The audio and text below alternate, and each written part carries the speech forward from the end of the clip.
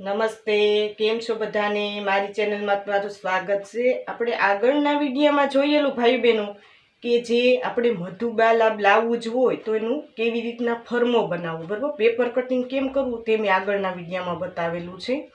એ video ન જોયું તો જરૂર જોઈ લેજો ભાઈ બહેનો। આજે આપણે કાપડમાં ફર્મો રાખીને કેવી રીતના કટિંગ કરવું તે તમને સમજાવીશ। તો આ રીતે મેં આપણે 1/2 મીટર કાપડ લીધેલું છે, બરાબર। જે કટોરીનો ભાગ છે તે મારે અલગ જગ્યાએ અલગ કાપડમાં કટ કરવાનું છે। તો મેં ગ્રીન કલરનું કાપડ લીધેલું છે। તો પહેલાં આપણે એક વખત ગળીમાં છે, ગળીવાળો ભાગ કઈ કઈ જગ્યાએ કાઢવાનો છે ને આપણે જે ગળી વગરનો ખુલ્લો ભાગ છે તે કઈ જગ્યાએ કાઢવાનો છે તે તમને સમજાવીશ।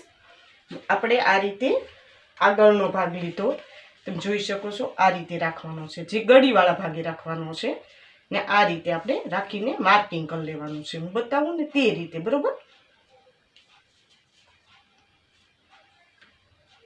આ રીતે આપણે બધી જગ્યાએ માર્કિંગ કરી લઈએ।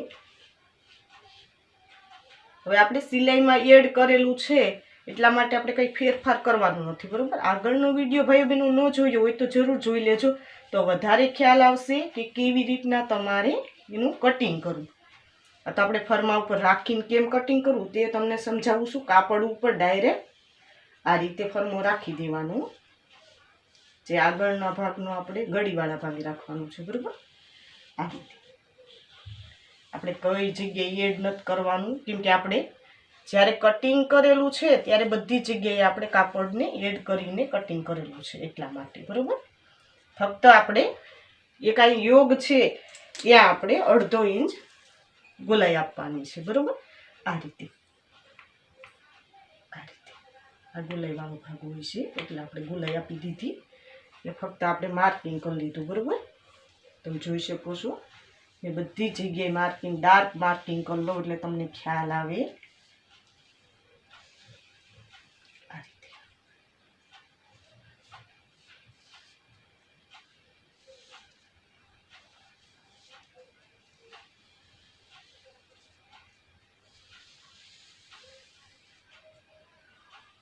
આ રીતે મેં માર્કિંગ કરી લીધું, તમે જોઈ શકો છો।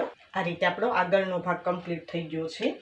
હવે આપણે પાછળનો ભાગ કઈ જગ્યાએ રાખવો તે તમને સમજાવી દઉં। આ રીતે આપણે પાછળનો ભાગ રાખી દેવાનો છે ને આ રીતે આપણે સ્લીવ રાખવાની છે, બરોબર।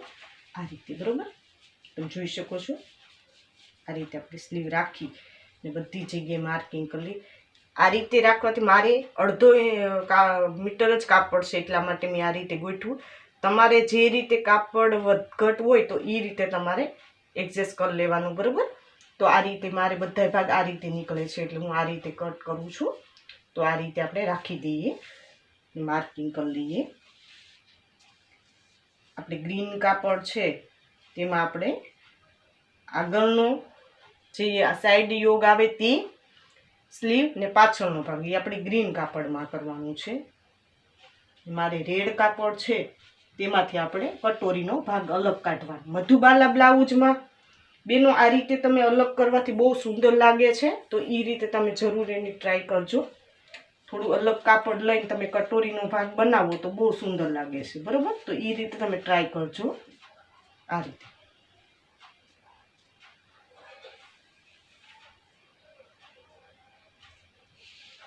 આ પાછળનો ભાગ છે, બરોબર। બધી જગ્યાએ માર્કિંગ કરી લઈએ આપણે। પાછળનો ભાગ આપણો ખુલ્લો રહેશે, બરોબર, પાછળ આવ્યું આવશે એટલા માટે મેં ખુલ્લા ભાગે રાખેલું છે। પાછળ આવ્યું આવે એટલે આપણે આ રીતે રાખી દેવાનું, બરોબર। બતાવું છું તે રીતે તમારે કમ્પ્લીટ કરી લેવાનું।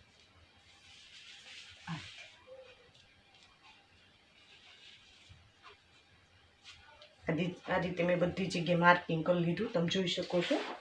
આપણે લઈ લઈએ, હવે હું કટિંગ કરીને બતાવું।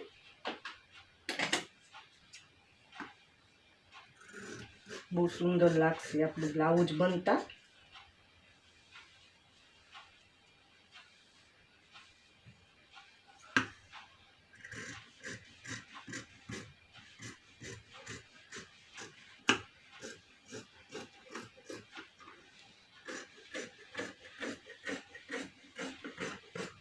આવી રીતના અમે મધુબાલા બ્લાઉઝના ફરમાં પણ આપીએ છીએ. કોઈ બી સાઇઝમાં તમે મગાવી શકો છો. તમે નીચે વોટ્સઅપ નંબર આપેલા છે તેમાં કોલ કરીને તમે મગાવી શકો છો.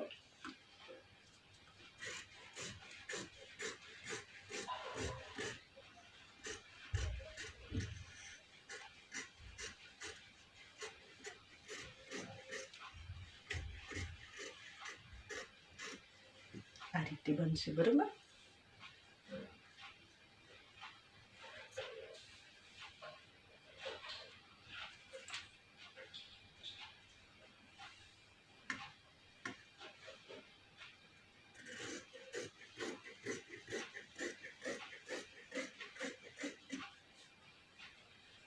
આ રીતે હું તમને બધાય ભાગ કટ કરીને પછી બતાવું કે કેવી રીતના બનશે, બરોબર. હવે આપણે સ્લીવને પાછળનો ભાગ કટ કરી લઈએ એક સરખું રાખીને આ રીતે.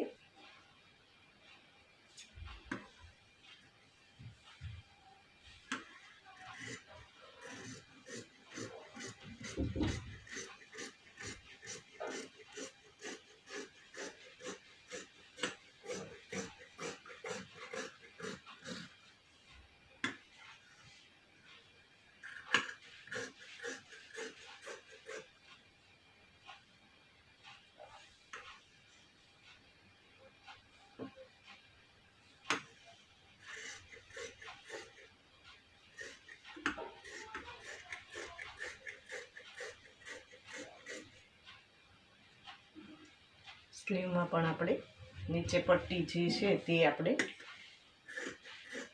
આગળ પાછળ કાપડ હોય તો એક સરખું લઈને કટ કરી લેવાનું. આ રીતે આપણી સ્લીવ તૈયાર થઈ ગઈ. હવે આપણે આ પાછળનો ભાગ લઈ લઈએ, બરોબર. આ રીતે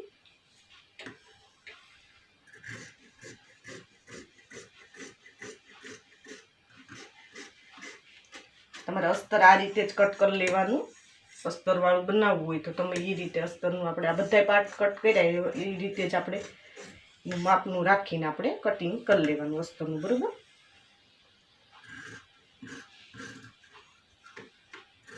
જાડું કાપડ હોય તો અસ્તર નાખવાની જરૂરિયાત નથી, બરોબર. કોટનનું કાપડ હોય તો તમે અસ્તર ન નાખો તો બી ચાલે, બરોબર. પતલું કાપડ હોય તો અસ્તર નાખવાનું.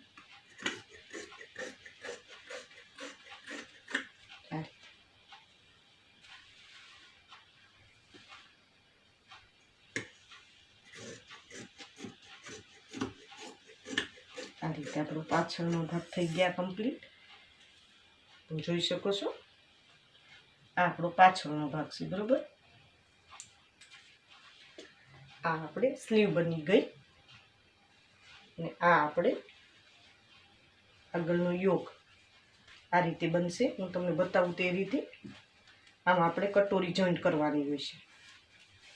ફિનિશિંગ લઈને હું નેક્સ્ટ વિડીયોમાં આની સિલાઈ બતાવીશ ત્યારે તમને બધી વસ્તુ સમજાવીશ કે કેવી રીતના તમારે આ સાઈડ યોગમાં આપણે કટોરી જોઈન્ટ કરવાની.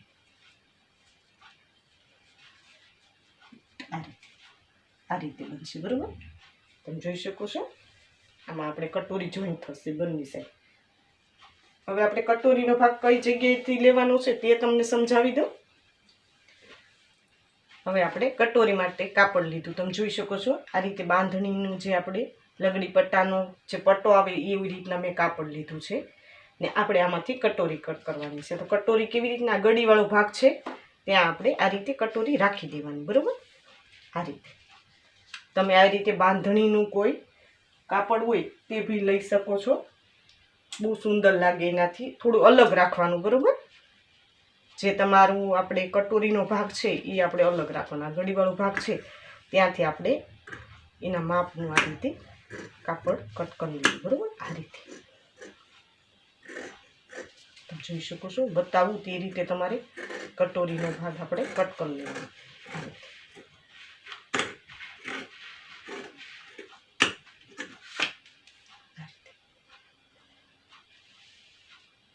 આપણે આ શેપમાં કટ કરી લેવાનું છે કેમ કે આપણો અહીં ગળાનો ભાગ આવશે. આ રીતે તમે જોઈ શકો છો બહુ સુંદર મજાનું કટિંગ થઈ ગયું છે. આ રીતે ગળાનો ભાગ આવ્યો ત્યાં મેં આ રીતે ગોલાઈ આપી દીધી. એ રીતે તમારે કટ કરવાનું છે, બરોબર. હવે હું તમને આખું બતાવું કે કેવી રીતના થશે. આ રીતે કટોરીનો ભાગ થશે, બરોબર. જોઈ શકો છો આ રીતે આપણો કટોરીનો ભાગ તૈયાર થઈ ગયો.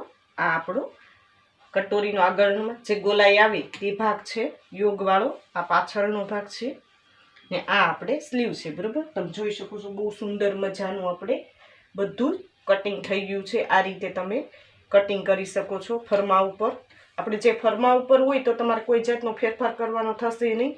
બરાબર, તમે જે સાઇઝમાં હોય તે સાઇઝમાં તમારો ફરમો હોય તો તમારે કંઈ ફેરફાર કરવાનો, તમારે વધઘટ હોય તો તમારે થોડો ઘણો ફેરફાર કરવો પડે છે. આ રીતે મેં તમને સરળ રીતે સમજાવી દીધું કે કેવી રીતના મધુબાલા બ્લાઉઝ હોય તો ફરમા ઉપર કાપડ ઉપર રાખીને કેવી રીતના તમારે કટિંગ કરવું. આ વિડીયો કેવો લાગ્યો ભાઈ બહેન મને જરૂર કોમેન્ટ બોક્સમાં કોમેન્ટ કરજો. આ રીતે મેં ઓનલાઈન ફરમા દેવાનું સ્ટાર્ટ કરેલું છે, તો તમે નીચે વોટ્સઅપ નંબર આપેલા છે તેમાં કોલ કરીને મંગાવી શકો. કોઈ બી સાઇઝના કટોરીવાળા, પ્રિન્સેસ ટક્સવાળા કે મધુબાલા કે ડ્રેસ બ્લાઉઝના પેટર્નવાળા કોઈ બી સાઇઝના તમે મંગાવી શકો છો. ને હજી સુધી અમારી ચેનલને સબસ્ક્રાઈબ ન કરી તો સબસ્ક્રાઈબ કરી લેજો. નોટિફિકેશન બેલ પર ઓલ કરજો, વિડીયો લાઇક કરજો, જરૂર કોમેન્ટ કરજો ભાઈ બહેન કે આ વિડીયો તમને કેવો લાગ્યો. આ વિડીયો જો ખૂબ ખૂબ ધન્યવાદ.